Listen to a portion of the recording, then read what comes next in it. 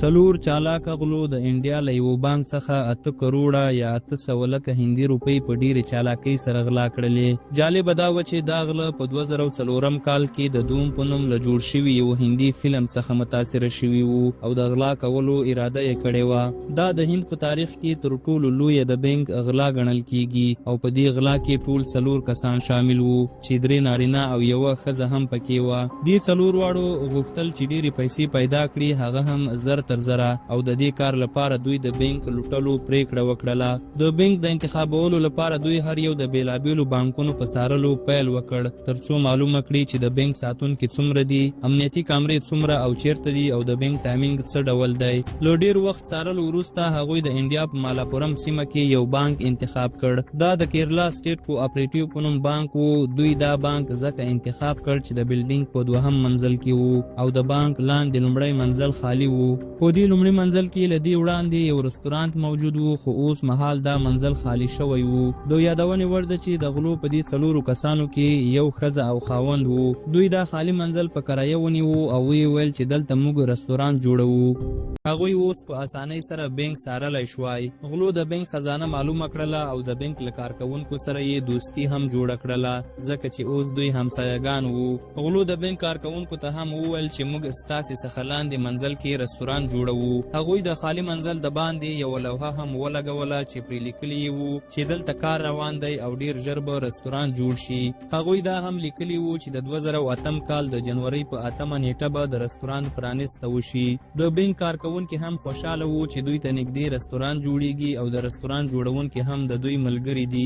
غلو د نقلي رستورانت کارونه پر مخ بیول او څوکۍ او میزونه یې هم راوړل. له دوی وروسته هغوی خپل بل پلان پیل کړ. غلو د لاندې منزل څخه چیرته چې دوی د نقلي رستورانت کار کاوه د بانک خزانې ته د تونل جوړول پیل کړل. د تونل جوړولو غږونه به هم اوریدل کېدل، خو خلکو دا فکر کاوه چې دلته د رستورانت جوړولو کارونه روان دي. بالاخره د 2009 کال د ډسمبر په 9مه نیټه د تونل کار خلاص شو او تونل د بانک تر خزانې پورې ورسېده.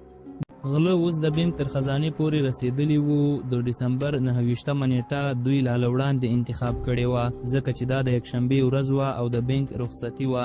غلو د بانک د لاکرونو د ماتولو لپاره ډریل ماشین هم له ځان سره وړی وو. دوی د لاکرونو په ماتولو پیل وکړ او له لاکرونو څخه یې 80 کیلو سره زر او 25 لکه نغدې هندي روپۍ راوباسلې. د غلا شویو سرو زرو قیمت په هغه وخت کې 8 کروړه هندي روپۍ ښودل شوی وو. غلو ټول سامان په بکسونو کې واچاوه او د تونل له لارې بیرته خپل نقلي رستورانت ته راستانه شول. په رستورانت کې له یو څه وخت تېرولو وروسته غله له هغه ځای څخه هم ووتل او په یو نامعلوم لوري لاړل.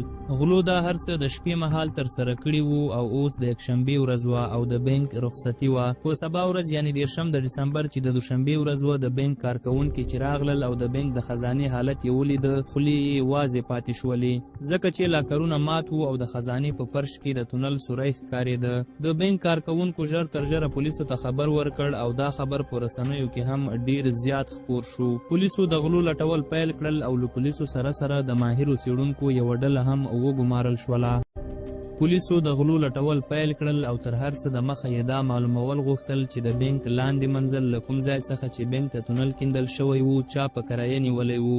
خو پولیسو ته هیڅ هم په لاس ورنغلل ځکه چې غلو ټول اسناد نقلي جوړ کړي وو. پولیسو د ځینو عیني شاهدانو په مرسته د غلو د انځورونو د جوړولو کوشش هم وکړ او د امنیتي کامرو ریکارډینګ یې هم چیک کړ. خو غلو د بانک له لوټلو وروسته د ټول بلډینګ د کامرو ریکارډینګ له منځه وړی وو. پولیسو څېړنو ته دوام ورکړ او د یو څه وخت وروسته هغوی د بانک په لاندني منزل کې د یوې ښځې سینډل او یو څو د شرابو بوتلونه هم وموندل.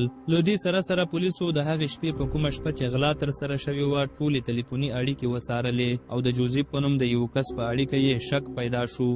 پولیسو جوزیف پیدا کړ او گرفتار یې کړ. لومړی هغه په مکمله توګه انکار وکړ خو له وهلو ډبولو وروسته هغه ومنله چې غلا دوی کړې ده او خپل نور 3 ملګري یې هم پولیسو ته ور وښودل. پولیسو د غلو د ډلې 3 نور کسان چې یوه پکې ښځه هم وه گرفتار کړل. ټولو غلو اقرار وکړ او ویې ویل چې دوی د دوم فلم له کتلو وروسته متاثره شوي وو او د غلا طریقه یې هم له هغه فلم څخه زده کړې وه. پولیسو د غلا شوي مال یو څه برخه له غلو څخه بیرته ترلاسه کړله خو ډیری برخه غلو مصرف کړې وه.